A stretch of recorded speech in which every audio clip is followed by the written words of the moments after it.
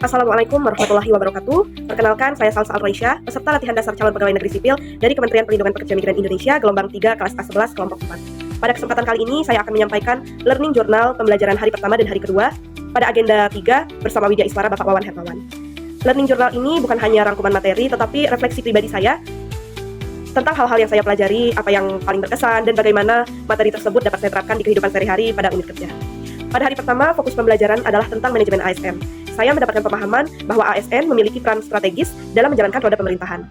Materi ini menekankan pentingnya instansi pembina yang sangat banyak tugasnya, seperti menganalisis kebutuhan pelatihan, menyusun kode etik dan kode perilaku, kemudian melakukan akreditasi pelatihan, serta melakukan pemantauan jabatan fungsional. Satu hal yang saya garis bawahi, bahwa ASN tidak hanya cukup hadir menyelesaikan pekerjaan administratif, tetapi juga harus menjaga profesionalisme, kompetensi, serta integritas.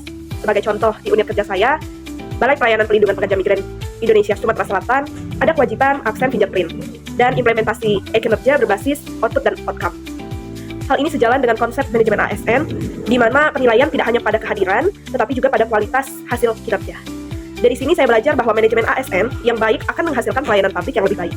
Dan sebaliknya, jika manajemennya lemah, maka kualitas layanan juga akan menurun. Hari kedua, saya mempelajari materi tentang perlindungan data pribadi sesuai Undang-Undang PDP. Saya baru benar-benar menyadari bahwa data pribadi itu luas sekali cakupannya. Ada data pribadi umum seperti nama, kewarganegaraan, dan agama. Namun, ada juga data pribadi spesifik yang jauh lebih sensitif, seperti data kesehatan, biometrik, keuangan, hingga pandangan politik. Sebagai ASN di BP3MI Sumatera Selatan, saya melihat ini sangat relevan. Kami mengelola banyak data pekerja migran Indonesia, mulai dari data identitas, riwayat pekerjaan, hingga kondisi kesehatan. Jika data ini bocor atau disalahgunakan, tentu akan merugikan pekerja migran maupun citra lembaga. Karena itu, penting sekali bagi kami untuk selalu menjaga kerahasiaan, mengelola data sesuai prosedur, dan memahami aturan hukum yang berlaku. Pembelajaran ini membuat saya semakin sadar bahwa perlindungan data bukan hanya tugas bagian IT, tetapi tanggung jawab semua ASN yang bersentuhan langsung dengan informasi publik.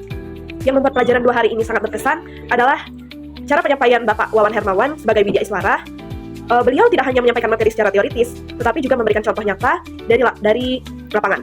Bahkan, ada sesi menonton podcast bersama juga yang membuat suasana belajar lebih santai, menyenangkan, dan tetapi tetap bermakna. Saya merasakan pendekatan ini membantu saya memahami materi lebih cepat dan bisa langsung mengaitkannya dengan pengalaman di unit kerja. Jadi, pembelajaran ini tidak terasa kaku, melainkan benar-benar aplikatif.